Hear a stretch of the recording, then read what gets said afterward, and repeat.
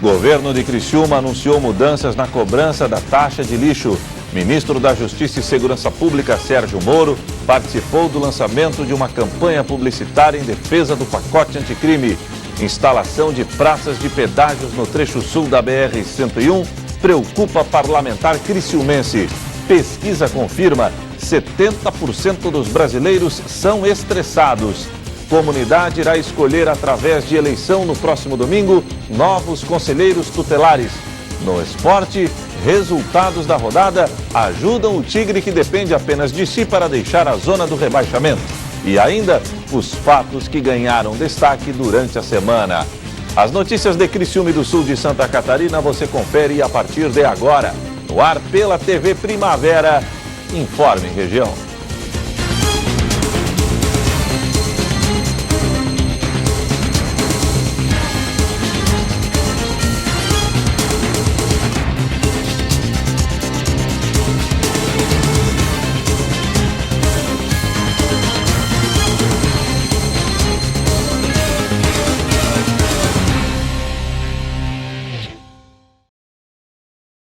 Hoje é sexta-feira, dia 4 de outubro de 2019. Para você que sintoniza a tela da TV Primavera, uma boa noite. O governo de Criciúma anunciou mudanças na cobrança da taxa de lixo da cidade, outrora anexado à tarifa de água e esgoto da Casan. Confira na reportagem da jornalista Débora Correia. A forma de cobrança da taxa de coleta de destinação de resíduos sólidos de Criciúma, a chamada taxa de lixo, será alterada. A medida foi adotada pela Secretaria da Fazenda do município após a Casan suspender a cobrança do tributo municipal na fatura de água. No ano de 2018, ainda o lançamento e a cobrança do lixo foi vinculado ao IPTU.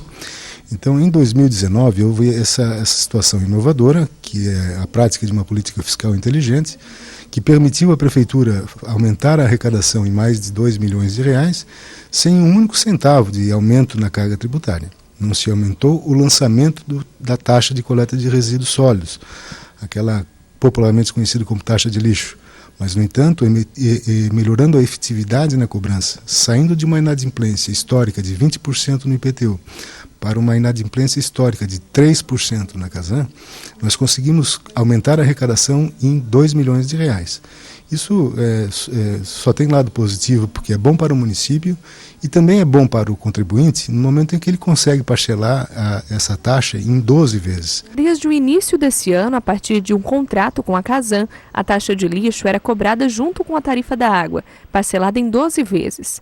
Mas, com o rompimento do contrato, a pedido da Casan, restaram algumas parcelas para o contribuinte. Os primeiros 8 meses de cobrança e lançamento da taxa este ano de 2019 ocorreram, então, de fato, junto com a fatura de água, e o valor foi dividido em 12 parcelas iguais. Todos os 8 meses, os contribuintes pagaram o mesmo valor de taxa de lixo.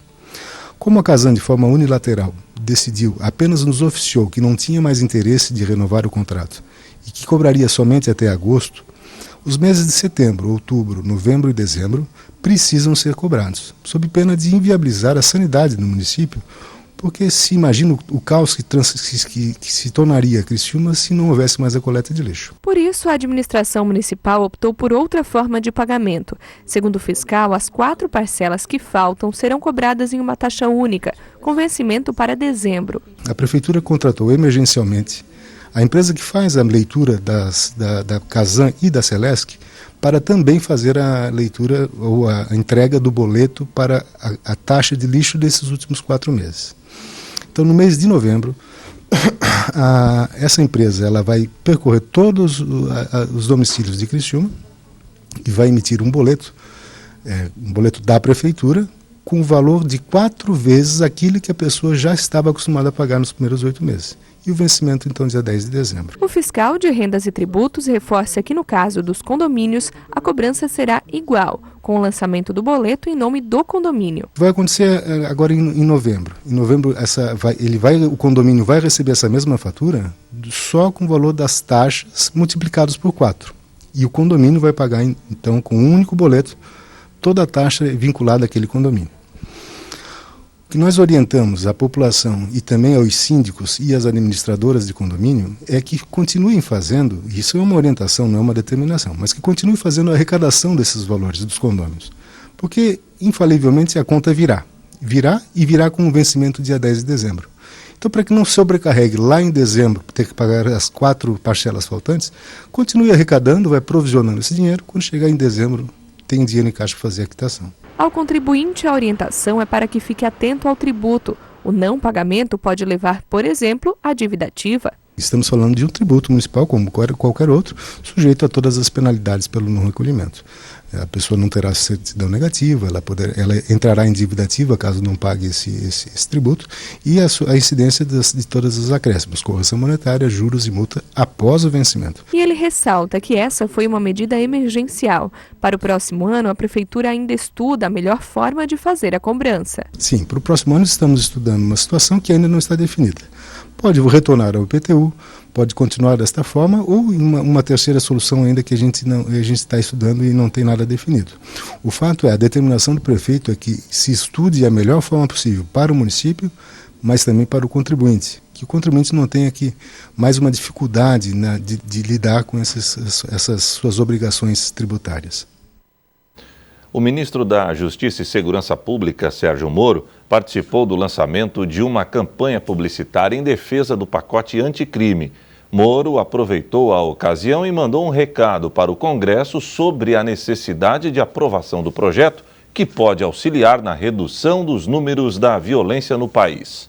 A solenidade de lançamento da campanha publicitária em defesa do pacote anticrime, desenvolvido pelo ministro da Justiça e Segurança Pública, Sérgio Moro, foi realizada no Palácio do Planalto e contou com a presença do presidente Jair Bolsonaro, ministros e políticos. Ao falar sobre o pacote, o ministro anunciou a redução de 22% no número de assassinatos no país nos 7 primeiros meses deste ano, em comparação com o mesmo período do ano passado. Moro atribuiu o resultado às estratégias adotadas pelo governo, como a transferência de líderes de facções criminosas para presídios federais de segurança máxima. Impomos às lideranças dessas organizações cumprimento da pena em presídios federais que não têm histórico de rebelião, fugas ou utilização de aparelhos celulares. Para Sérgio Moro, mesmo com o combate ao crime e à impunidade, é importante que deputados e senadores se alinhem às medidas de segurança para tornar o país mais seguro.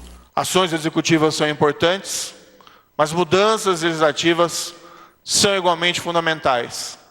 Não só pelo valor intrínseco dessas medidas, mas igualmente para que não só o governo, mas também o Congresso possam mandar uma mensagem clara para a sociedade que os tempos do Brasil sem lei e sem justiça chegaram ao final. O presidente Jair Bolsonaro enalteceu o trabalho do ministro Sérgio Moro no desenvolvimento do pacote anticrime e parabenizou o empenho de parlamentares da bancada da Segurança Pública para que o projeto seja aprovado. Bolsonaro defendeu a retomada de pontos do projeto que foram derrubados, como o excludente de ilicitude. Sofremos alguns reveses, sim, mas nós devemos entender que não podemos mudar de uma hora para outra o rumo de um transatlântico que há no mínimo 30 anos está no rumo errado. Dentre as propostas do pacote anticrime estão o fim da saída de presos em feriados, o cumprimento de pena de prisão a partir de condenação em segunda instância ou em casos de assassinato depois de condenação por tribunal do júri. A campanha publicitária prevê a veiculação de vídeos em que familiares de vítimas relatam casos de sofrimento causados pela violência urbana e custará ao governo R$10 milhões em divulgação. Além de propor uma reflexão junto à sociedade sobre a eficácia das leis de segurança, essa campanha publicitária também é uma espécie de apelo que o ministro Sérgio Moro e o governo fazem ao Congresso sobre a importância e a urgência de se aprovar o pacote anticrime, com o objetivo de auxiliar na redução dos índices de violência no país. O projeto de Moro foi enviado ao Congresso no início de fevereiro e não deslanchou. Pelo contrário, desde então tem recebido críticas e sofrido derrotas. Pelo menos 10 itens do plano foram rejeitados por uma comissão especial da Câmara dos Deputados, criada para analisar as propostas. O projeto anticrime deve ir ao plenário nas próximas semanas. A seguir, comunidade criciumense irá escolher, através de eleição, os novos conselheiros tutelares da cidade.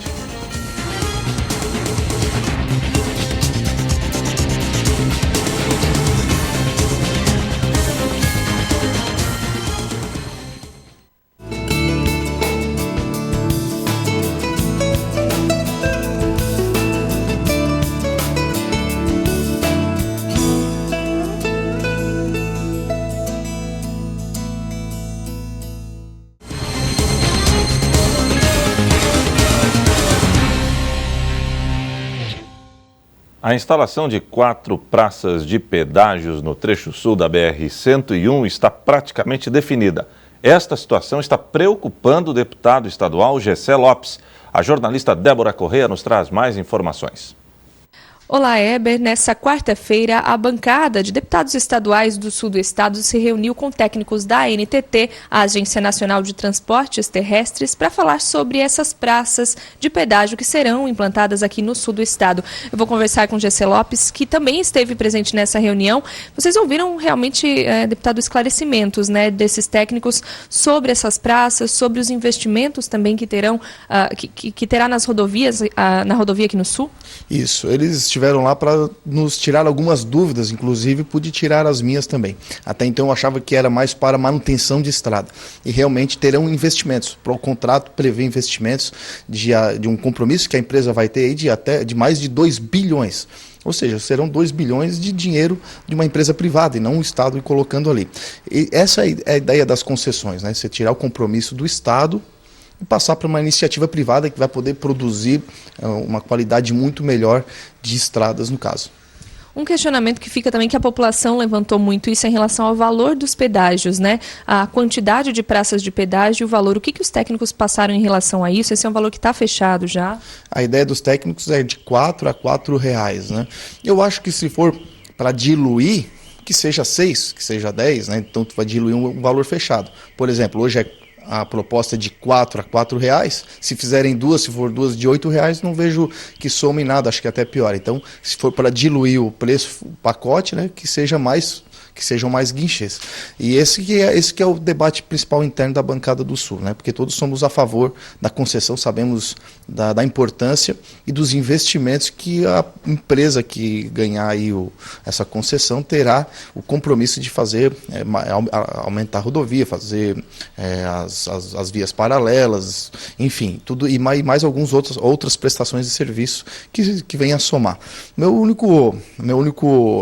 única crítica, a relação mesmo, é que já que está tirando o compromisso do Estado, deveria ter uma contrapartida, já que você já paga imposto para ter estradas, né? Então teria que ter uma diminuição do imposto aí, para poder, ou pelo menos poder abater imposto, os tickets, né? Cada vez que você pagar ali, depois você pode juntar e pagar e abater imposto de renda, e aí sim teria uma contrapartida nessa questão. Seria mais essa a minha crítica.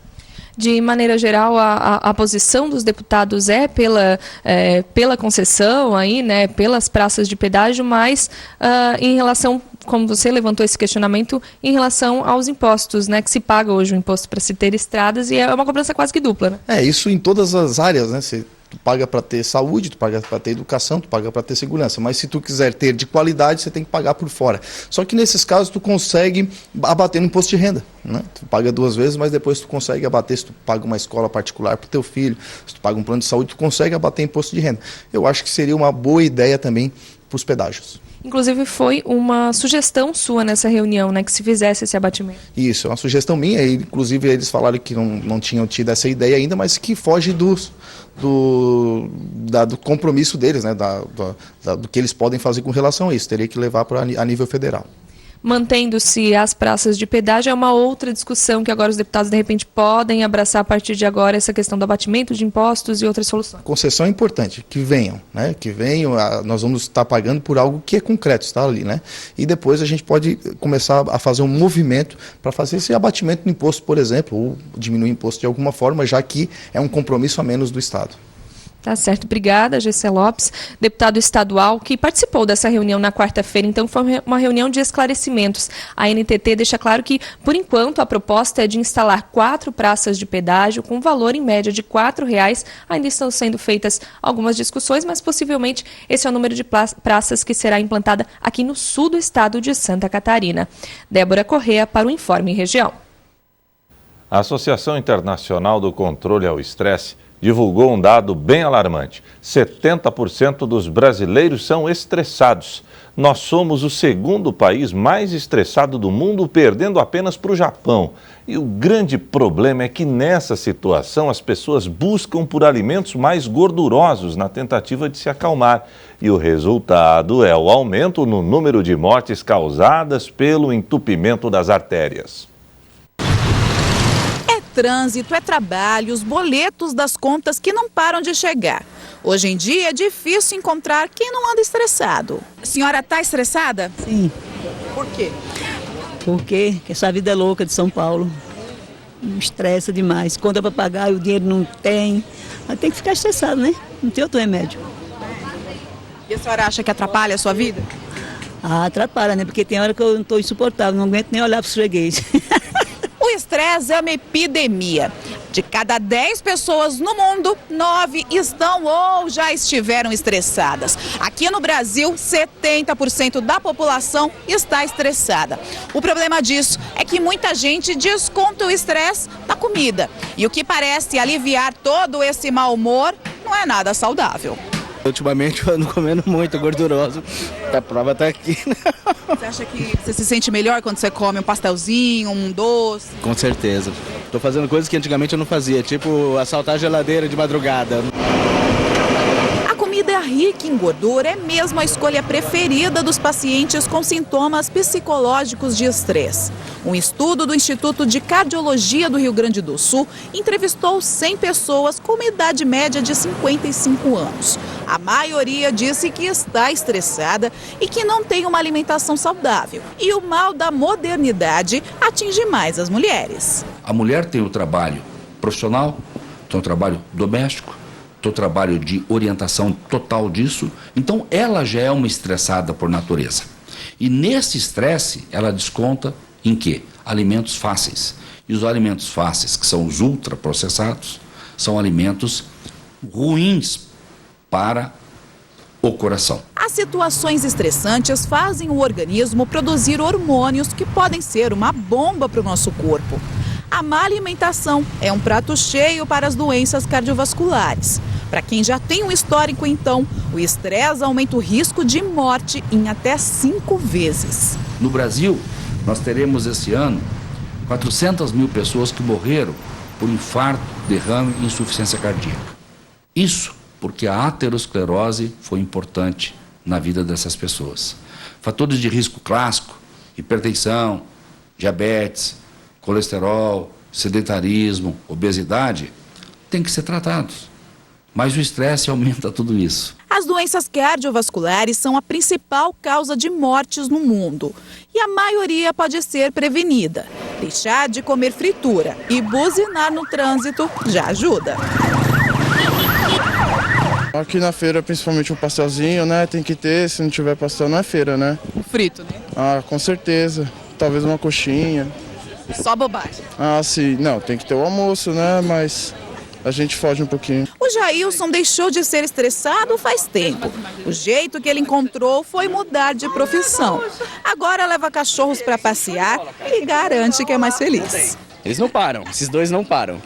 Eles não ligam pra nada, né? A gente que é bobo de... É, isso é verdade. A gente tem conta pra pagar, tem trânsito. Elas ligam, isso sim. Isso estressa um pouquinho, né? Mas tem que tentar manter a calma. A gente olha pra eles e esquece de tudo, né? Bastante, viu? Se diverte. Eles ensinam muito pra gente, né? Bastante. Olha, é só alegria. Vamos lá? Vamos. Tchau, tchau, gente. Tchau. Tudo de bom, viu? Vamos. Vai, olha lá, tá até com preguiça. Aí. Vamos lá, vamos. Tchau, tchau, gente. Tudo de bom. A comunidade criciumense terá a oportunidade de eleger os novos conselheiros tutelares da cidade. O pleito eleitoral ocorrerá no próximo domingo. Acontece no próximo domingo a eleição para os conselhos tutelares. Em todo o Brasil, eleitores irão às urnas escolher seus candidatos para gerir políticas públicas voltadas para crianças e adolescentes e ajudar a proteger e garantir os direitos dos mais jovens. A presidente do Conselho Eleitoral do Conselho Municipal dos Direitos da Criança e Adolescente, o CMDCA, que coordena a eleição do Conselho Tutelar em Criciúma, explica que o processo começou há alguns meses. Esse processo eleitoral, ele é semelhante ao processo de vereador e prefeito. Ele já iniciou lá em julho com o edital, foi lançado um edital. As pessoas, então, que estavam dentro dos critérios ali, né, que são morar em Criciúma, ter curso superior completo na área, né, da infância ou áreas afins, ter experiência com criança e adolescente ou pós-graduação na área do direito da criança e adolescente. Então, as pessoas que estavam ali, que tinham esses pré-requisitos, fizeram sua inscrição. A gente teve 36 inscrições, dessas 27 foram deferidas. Depois eles passaram por um treinamento e depois teve uma prova classificatória. Depois da prova, então, a gente teve 22 classificados, que são os concorrentes agora ao cargo de conselheiro tutelar. Em Criciúma, a votação será realizada na Fundação Municipal de Esportes, no ginásio municipal, das 8 horas da manhã até as 5 horas da tarde. A eleição anterior, ela foi com urna ainda de lona, mas, né, nesse processo eleitoral agora, o Ministério Público ele fez uma solicitação para o TRE de que os municípios de uma maior população, eles já usassem a urna eletrônica, por entender como um processo mais transparente, né, eleitoral mais transparente.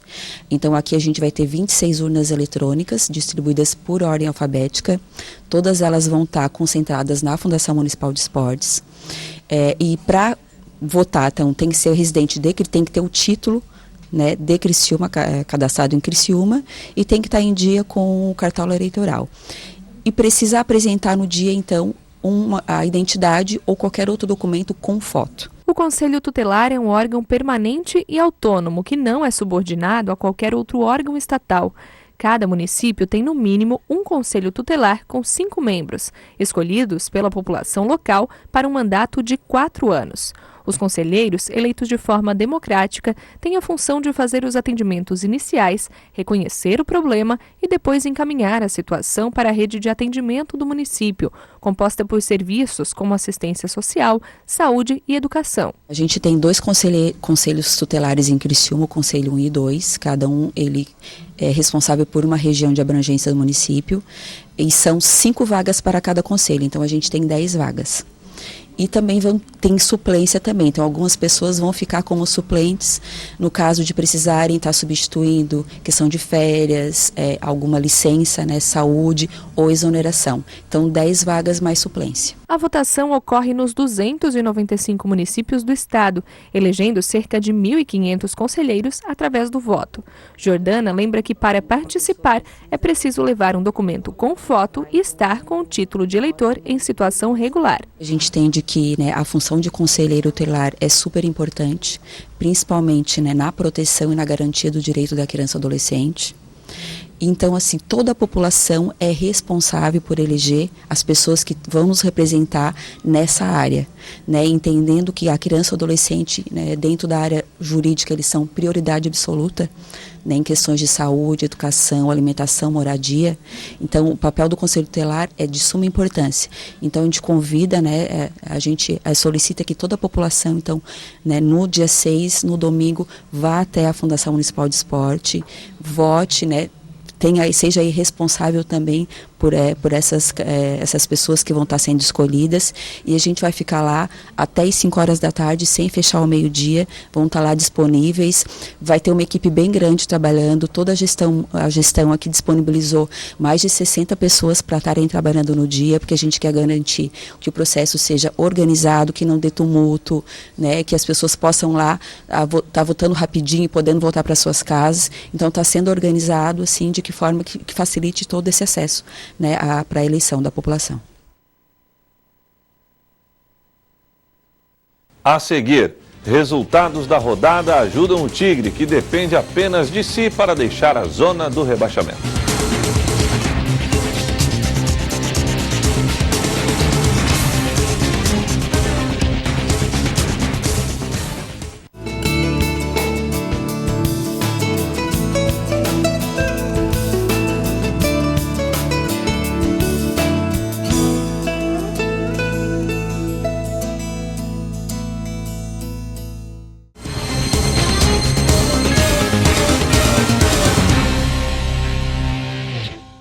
E o Criciúma depende apenas de si para deixar a zona do rebaixamento na próxima terça-feira em jogo contra o Brasil de Pelotas.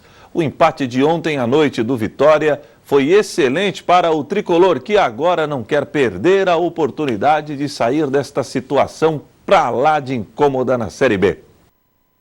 Este gol do Sport, marcado por Pedro Carmona aos 49 minutos do segundo tempo, definiu o empate dos pernambucanos contra o Vitória da Bahia, adversário direto do Tigre na luta contra o rebaixamento.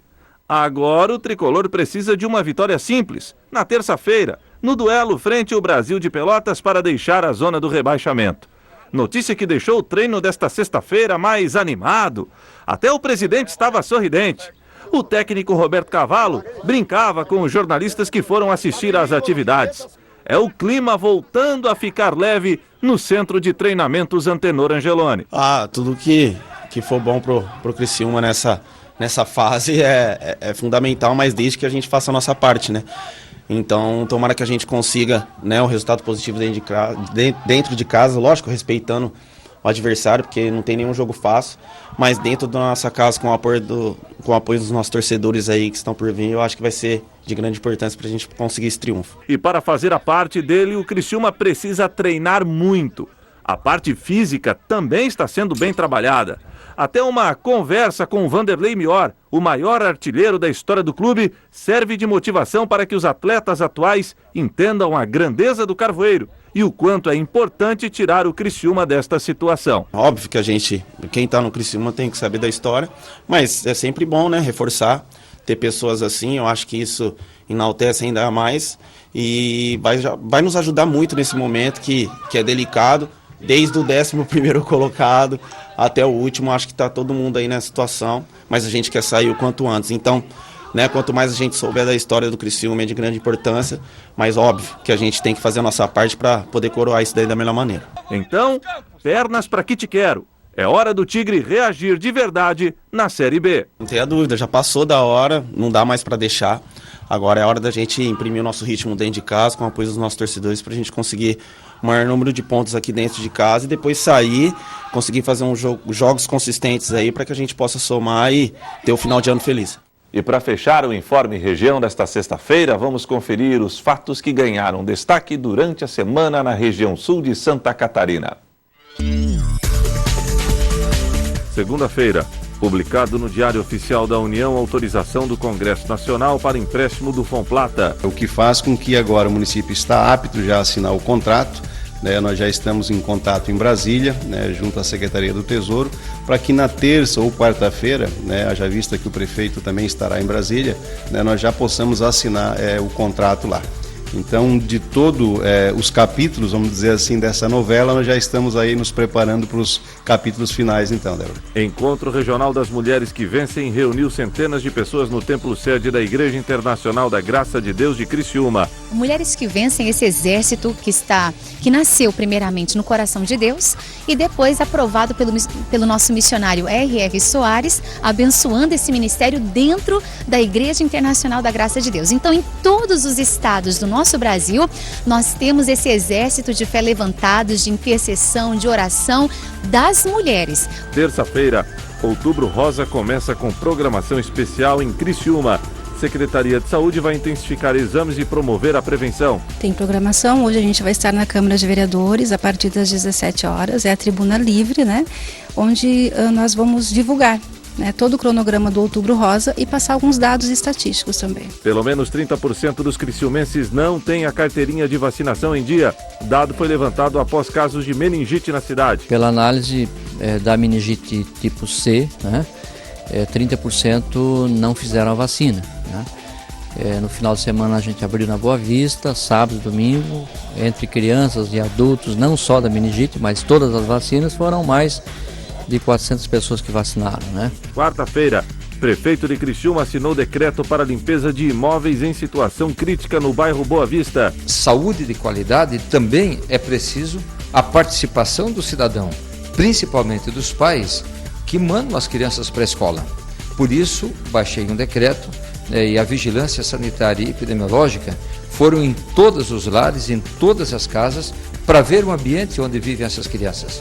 Em algumas delas, a necessidade de uma intervenção por parte do município, por isso, baixamos o decreto e agora, então, a prefeitura vai para dentro dessa casa, prepara o ambiente, enfim. Governo municipal lançará novo edital para cemitérios da cidade. O edital tinha 2 pedidos de impugnação, desde julho, quando ele foi lançado a primeira vez. O município fez as correções devidas, teve um segundo pedido e agora o município entendeu por bem revogá-lo, fazer um estudo bem mais amplo e apresentar um novo edital que em breve será colocado. Quinta-feira, mais uma suspeita de meningite em Sara.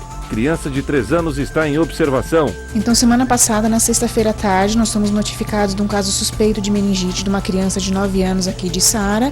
A criança já teve alta na terça-feira, já está bem em casa. A princípio, se suspeitou de uma possibilidade de uma meningite por bactéria, mas está praticamente descartado. Todos os exames que já saíram até agora, não houve crescimento de bactéria e se aposta numa meningite viral, que provavelmente foi um diagnóstico de meningite viral. Procon acende sinal de alerta e lança combate à venda de remédios para emagrecimento. Uma jovem de 27 anos, na cidade de Lages, acabou falecendo por conta de um consumo de um produto que se dizia fitoterápico. O que é um produto fitoterápico? É aquele feito à base de ervas, que não há uma composição química como em outros medicamentos, por exemplo.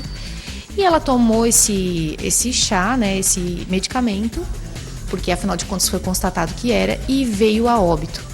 Porque foi constatado após uma perícia, né, no corpo da jovem, que ela havia consumido substâncias que devem ser substâncias de venda controlada, ou seja, através de uma receita médica, em especial porque se tratavam de substâncias que a gente chama de faixa preta. Continha sibutramina e também clonazepam, que é um tipo de calmante. E o Informe Região fica por aqui. Voltarei amanhã, 15 para o meio-dia, no Boletim Primavera, se Deus assim permitir. Boa noite.